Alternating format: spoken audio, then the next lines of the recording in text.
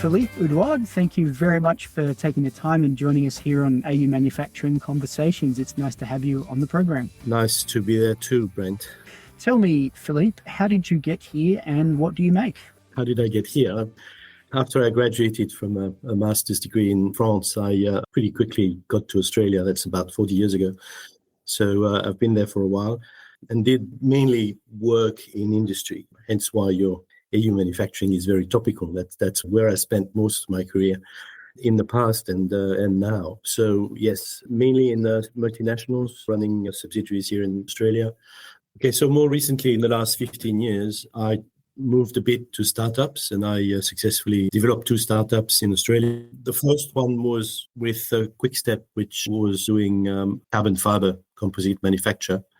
And the second was XTEK, which was making ballistic panels and helmets. So both of them had, a very large manufacturing component into them, and very, very innovative technologies in both cases. And so more recently, I started a company with 2 other partners dealing with hydrogen purification, compression, and storage. Very topical, but there again, very manufacturing oriented, and very new technology that is probably going to revolutionize the hydrogen industry.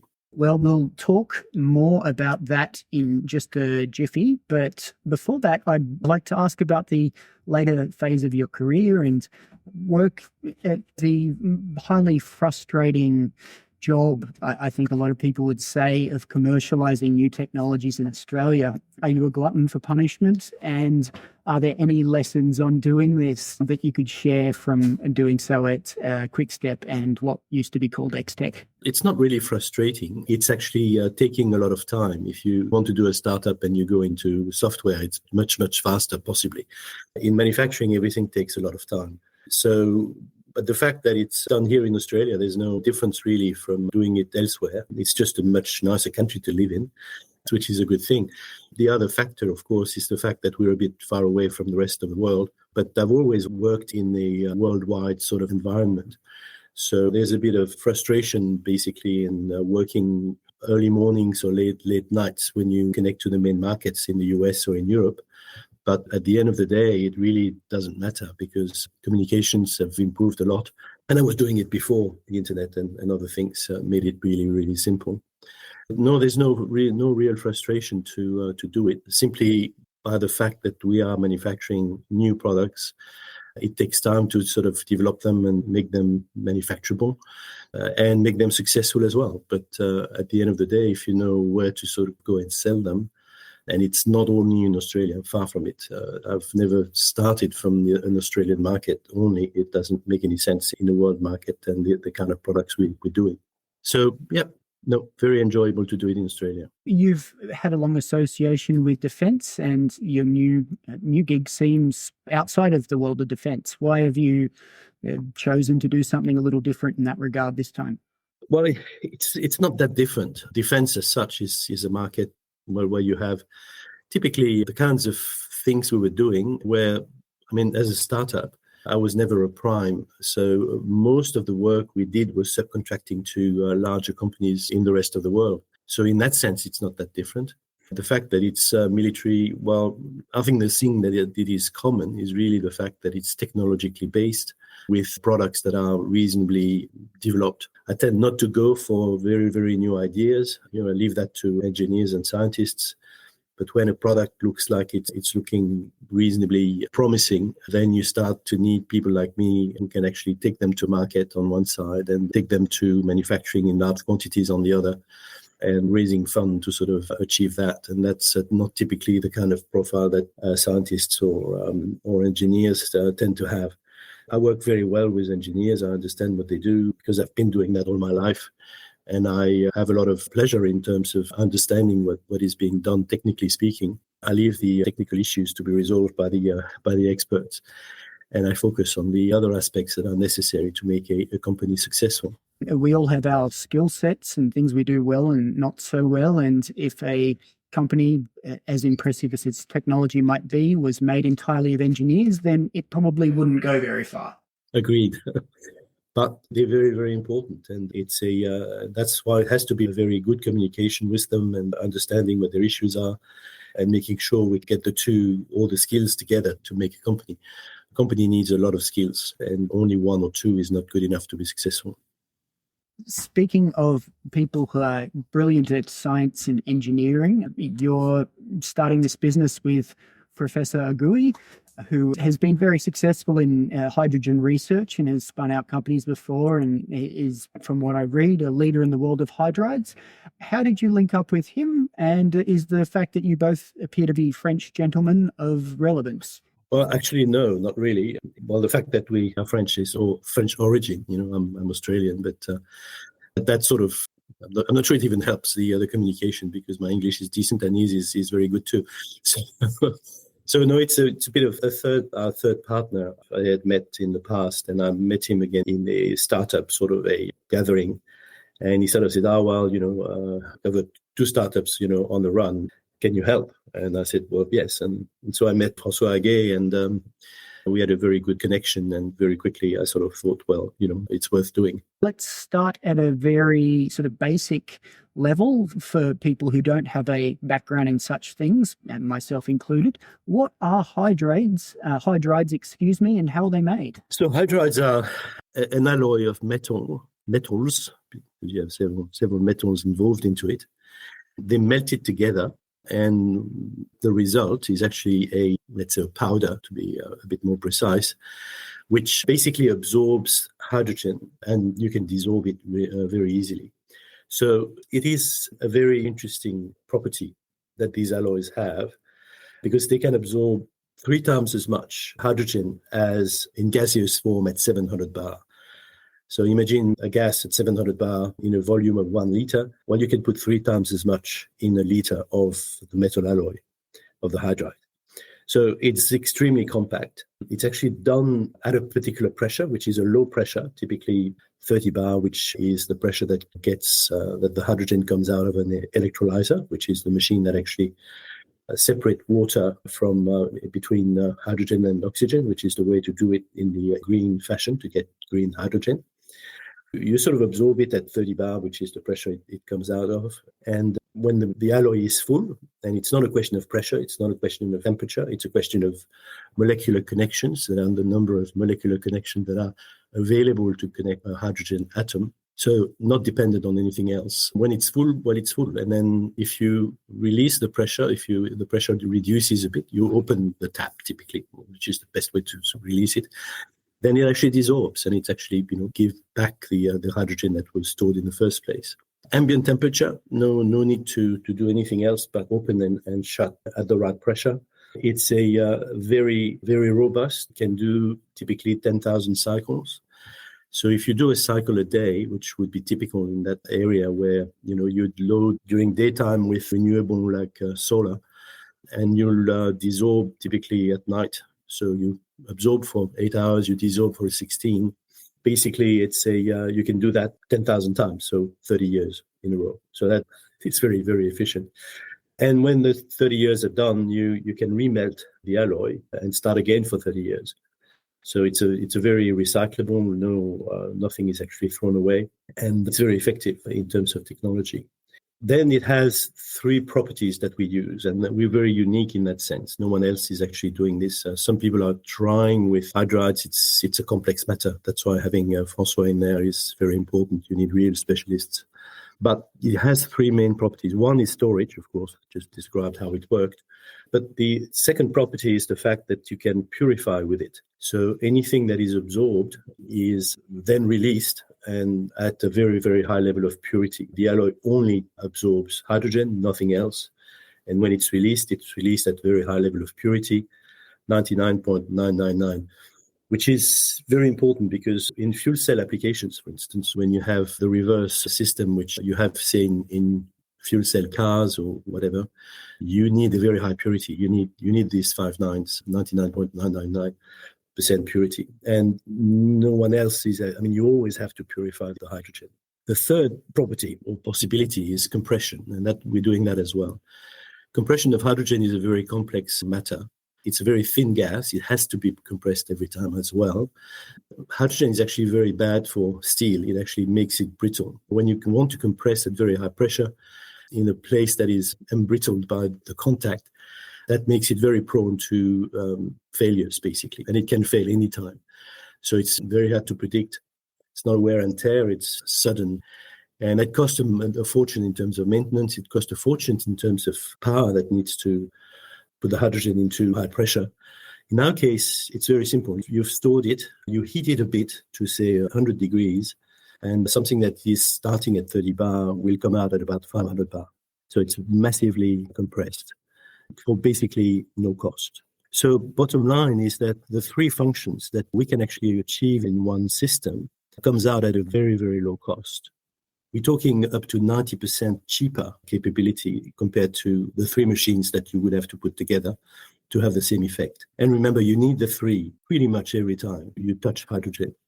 And that's why hydrogen is so expensive. And we might talk about that in a minute, if you like, in terms of why is hydrogen expensive. But it's mainly because 2/3 of the cost is coming from what we do, and only 1/3 is coming from the production of it. And so a moment ago, you mentioned that these alloys are melted, and anything to do with heat and therefore energy is famously expensive in Australia, which is not a place where you go if you want cheap energy. Does this matter for the economics of what you're doing? Not really. I mean, this is energy to melt it is a small part of the cost. And Australia is not that expensive. It could be cheaper, frankly.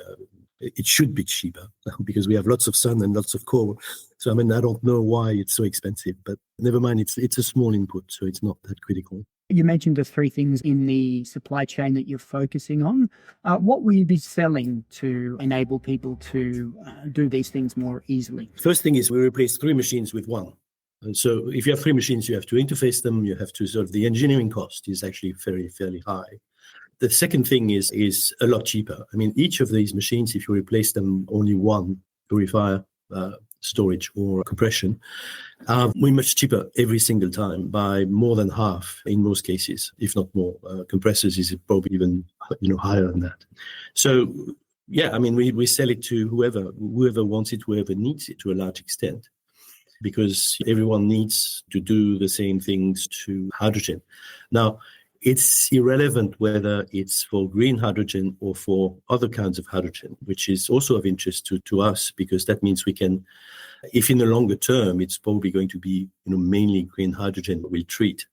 But in the short term, hydrogen is a gas that is fairly well used in a number of areas, and they need all the services we can provide. So we can have access to a quick market now on maybe hydrogen that is not as clean as green hydrogen.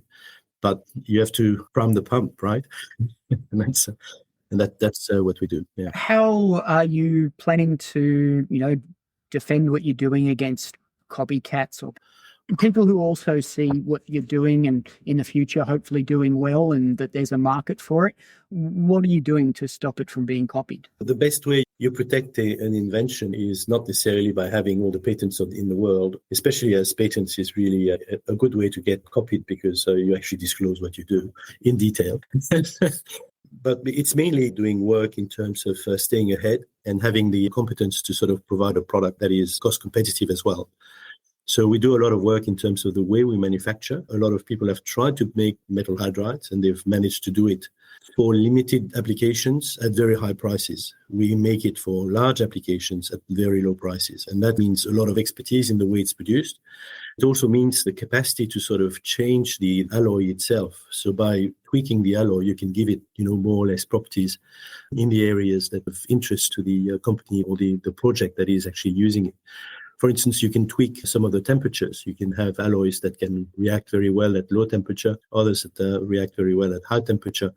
So the tweak of that and the keeping the efficiency is important, and there's a lot of that is happening on a day-to-day basis. And if you don't understand how it works, well, you simply can't replicate it. So a lot of know-how that we protect, some patents, but staying ahead and being very close to the customer. Sometimes a small change in the alloy will prevent a machine that will be an interface between two systems. Well, in our case, we can reduce that cost to virtually nothing. So it makes engineering of very complex projects. And I don't know if you've seen a factory making these kinds of things. They're very complex. And so we make it much more simple and much easier to sort of do and cheaper as well. Sure. I wanted to bring up metal organic frameworks. They're having a moment. There was a Nobel awarded today to the to three. Yeah, good for everyone involved. That's pretty awesome. I bring up them because they're another emerging way to store hydrogen out of a few.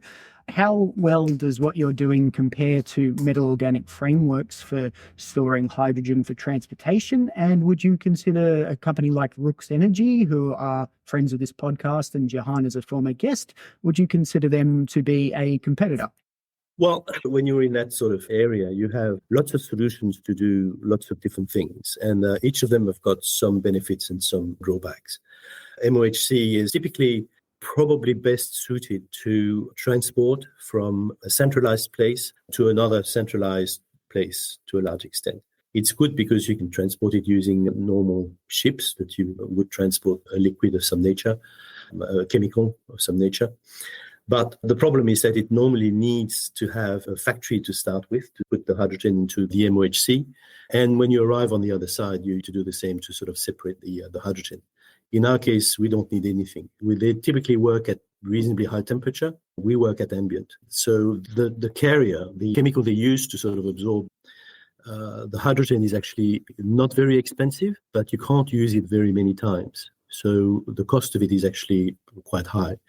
So all these things are making the solution quite expensive and not very flexible. Now, if you only want to sort of absorb the hydrogen in a place where it can be produced very cheaply, like somewhere sunny, and ship it to one centralized place, it's probably not a bad solution. In our case, we're metal, so metal is heavy.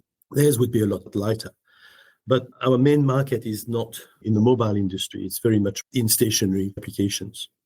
But stationary applications is also one of the main benefits of hydrogen. You know, if you want to sort of separate, for instance, batteries against hydrogen, batteries are best at smaller systems. Your computer, your watch, your car, little trucks, that still works. But when you get to very big trucks or major industrial applications, batteries is not well suited. It's very bulky, it's quite expensive, and it doesn't react on what we call the medium term. The medium term in energy storage is above 4 hours. So it's not a season, it's 4 hours. So when you have an application that needs to work 24/7, say it works in good cases, 8 hours when you have sun. If you extend that by 4 hours, it gives you 12. There's another 12 to cover. Hydrogen for large applications are by far the best, and especially if you reduce their cost, as we do, the best way to do it. Just to sort of say a word on that, which in my opinion is one of the most important of the day, is the way we sort of propose our product together with other partners that are proposing electrolyzers that make hydrogen at reasonably low price, less than $2 a kilo typically. The combination of the two is giving you a price for the hydrogen that is competitive with fossil fuels. So that is really essential. I mean, at the end of the day, you can have the best invention in the world. One example that was given yesterday at this conference I was in Germany was very interesting. He said the carriers that own trucks and want to move goods from one place A to place B, they make a margin of 2% in good days. They have no money to sort of pay more for fuel or for their trucks. So you have to be commercially viable. You have to be commercially competitive. The fact that you're green is good, but it's not enough. So being price competitive is everything. And if you want to be successful, that's the only way. Subsidies are not going to change very much because subsidies by the kilo, like Australia wants to do and a few other countries, if you invest for 15, 20 years, the government is not going to give you the subsidies for 15, 20 years. So your thing is shot, very quickly. So it's all a question of, can you be competitive? And we can.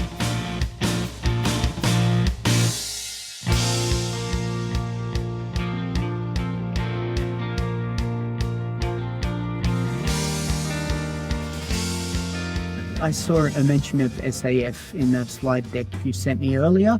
Could you sort of explain the relevance of your technology to sustainable aviation fuel, which is also quite topical? And if you're taking an interest in the consultation and design on the recently announced biofuels program? That's a very good question. But I think the first thing that needs to be mentioned, biofuel is one thing, eSAF is another. And biofuel is actually taken from the oil from McDonald's or, the bio things, you need to grow something to make methanol to start with and then kerosene and so on. That is interesting. There is a program that is already in train, I think, with Airbus in Australia. That is good, but it's probably not sufficient to supply what the aerospace industry needs in terms of quantity in the long term, especially without affecting, the food that the Earth can produce and that will have to be diverted to do this. eSAF is a different concept. eSAF is actually combining hydrogen with carbon dioxide in a way that has been done for 80 years. I mean, the Germans invented it to make kerosene and diesel for their tanks and their aircraft during World War II. So combining hydrogen with CO2 is not new. It's very well accepted, works very well. So that's what we're talking about. And that's the area we are in. So it's true that biofuel will play a role, probably a role faster than eSAFs. The whole question is, again, what I just said before, is being competitive against kerosene. That is it's a very interesting sort of market for us in particular, because there is a requirement from, it's not airlines, but it's governments basically to gradually introduce these kinds of fuels as a percentage of the consumption as we go. So I think it starts at about 1 or 2%, which is already very huge quantities in the next year or so. And it's gradually going up to about 80% by 2050. But the amount of investment that has to be done to get there is absolutely massive. The advantage is that, with these compulsory targets, that makes it very easy to justify, possibly to start with a slightly higher price. Again, it won't last if it's not competitive, but we have done a number of quotes with a number of people that develop projects, and the figures stack up. So it's something that is coming up. When I said, if you have an electrolyzer that produces at low cost in our system, you get SAF that is sellable in very good conditions, and cheap energy as well. We're working with a company in Texas in an area which is very desolate. So they've got lots of sun, they can do lots of energy for very cheap. They bought an electrolyzer, I think it might be from China. I'm not sure it's very reliable, but at the end of the day, it works and it's very cheap. You have to be very careful. China is 60% of the electrolyzer market. So they already have the leadership in the world and they're very cheap, but they're not, technically speaking, very advanced. And you can do it. So I really believe that this will take off, probably even faster than other markets. The fact that you can do that with aircraft means that you can do it as well with ships. It's another way to sort of do it. Some shipping lines are now buying ships that are capable of working on the bunker fuel that they normally use, the e-fuels that are coming on the market as well. So these guys are, some of the big ones are getting several ships a month, but all of those are ready to take those fuels. So the decarbonation is actually aircraft, same thing. They're testing a number of e-fuels and they actually work. So these guys are ready.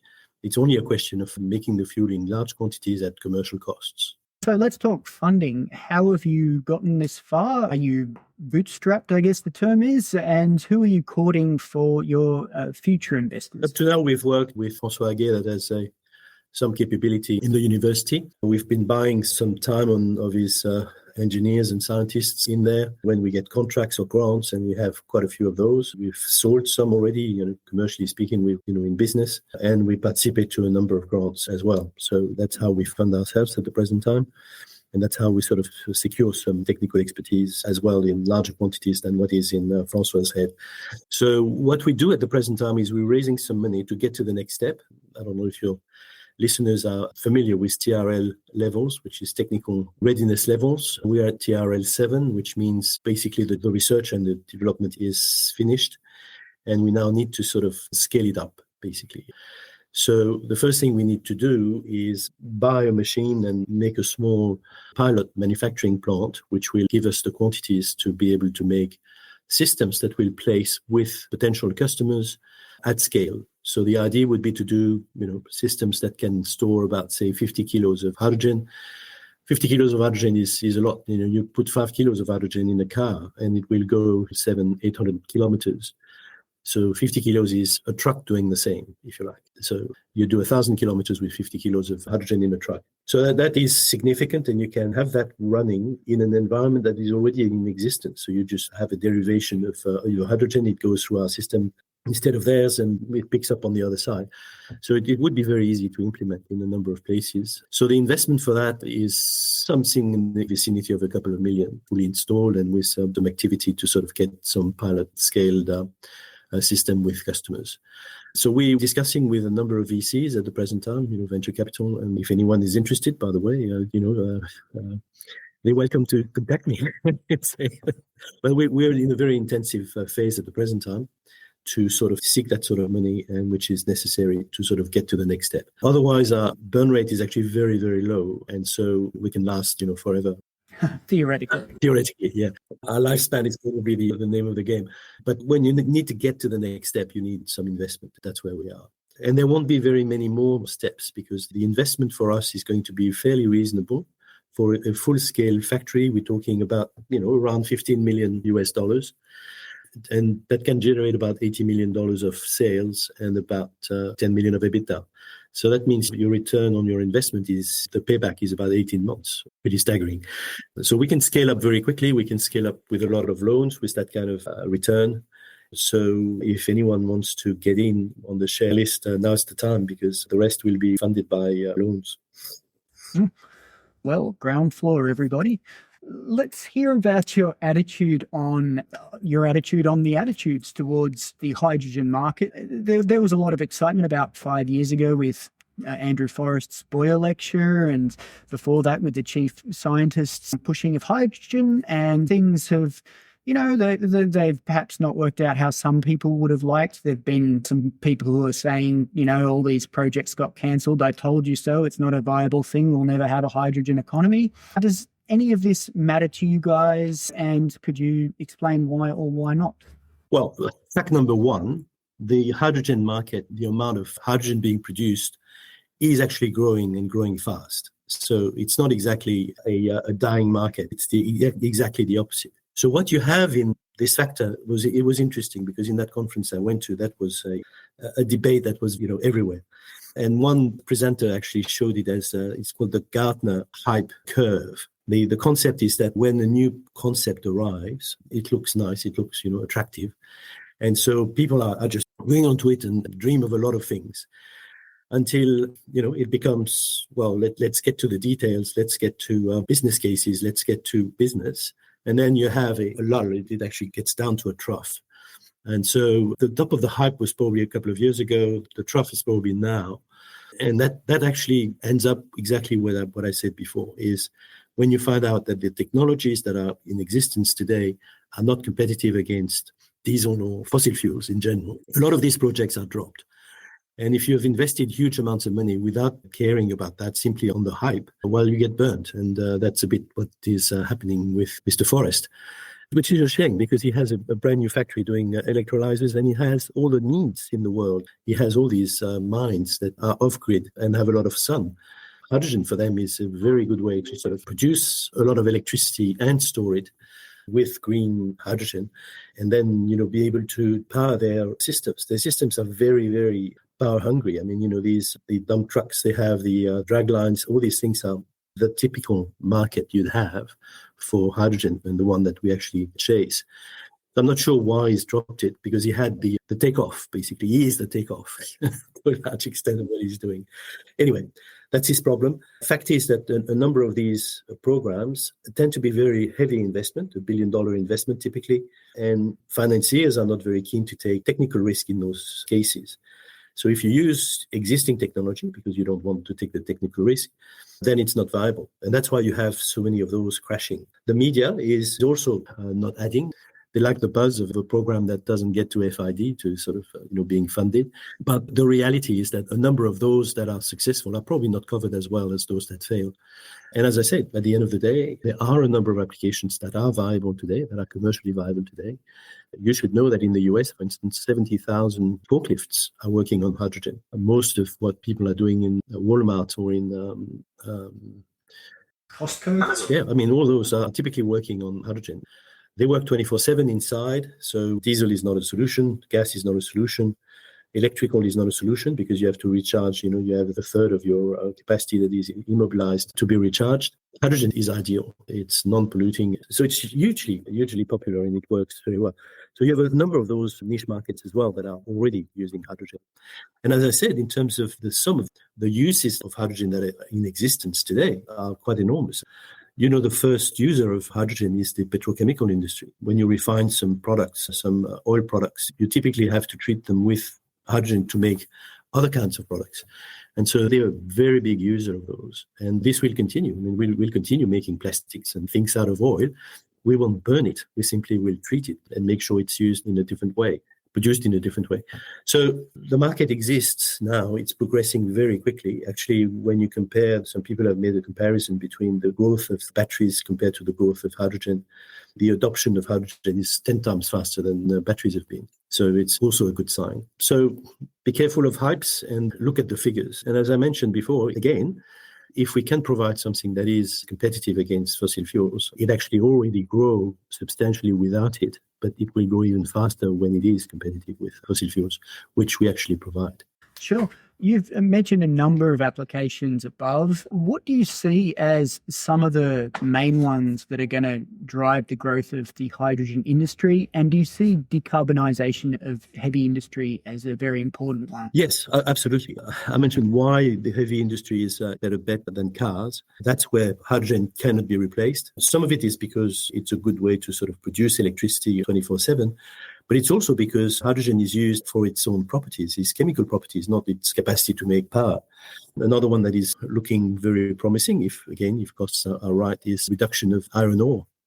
Today you use coke, which is a sort of coal, not exactly the best, but it's actually producing more CO2 than the whole of the aircraft industry. I mean, all the airline industry. It's dwarfed by the production of steel in the world. And so that's very high. But we put a lot of priority on the SAF side because we believe that because it has to be compulsorily used from now on, and the quantities are so high, and we've done a number of quotes with a number of companies that are making those, and the results are looking promising. Right. Well, I will ask you one more question before I thank you for your generosity with the time and the fact that we suffered a dropout twice before, and you've been very patient, and I appreciate that. And that last question is, what's an issue within manufacturing that isn't currently getting the attention it deserves in your view? You mean in Australia or in general? I would say in Australia. Let's go there. Well, the fact is that Australia, it's a small market. A lot of it was developed for Australia to start with, was never considered worldwide to start with, and therefore limited itself in terms of size. And size is really important in terms of getting costs down. So that's one of the problems, that some smaller countries have not gone into the same syndrome. Look at Taiwan, look at the Netherlands, the countries similar to us in terms of size.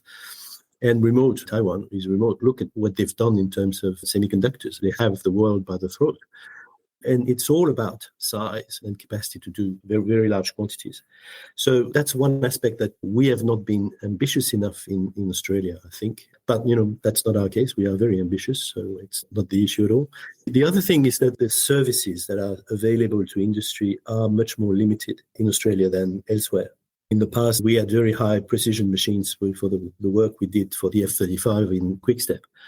The closest guy that could actually maintain or fix some of these 5-axis machines was based in Singapore. And so it was a real pain. It's a long way. And it's very expensive as well. And because those services are not very common in Australia, they're very expensive too. I used to have a facility in Ohio twice, actually. Ohio is very industrial in the US. The labor rates are low, but the services that are available is just massive. You have people that can do anything, and they live, next door, and they cost not very much at all because there is a lot of competition. We don't have that in Australia, and that's what makes some of the prices a bit more expensive. So you have to be very careful not to try and do something that is very labor intensive or that needs extremely frequent maintenance of services that can be very expensive here. But if you automate on one side and you do things that are reliable, you can be very competitive, and you do it on a large scale for the world market. Australia is as good as anyone. Well, that's a great closing note. And thanks again for joining us, Philippe. It was lovely to catch up. Thanks, Brent.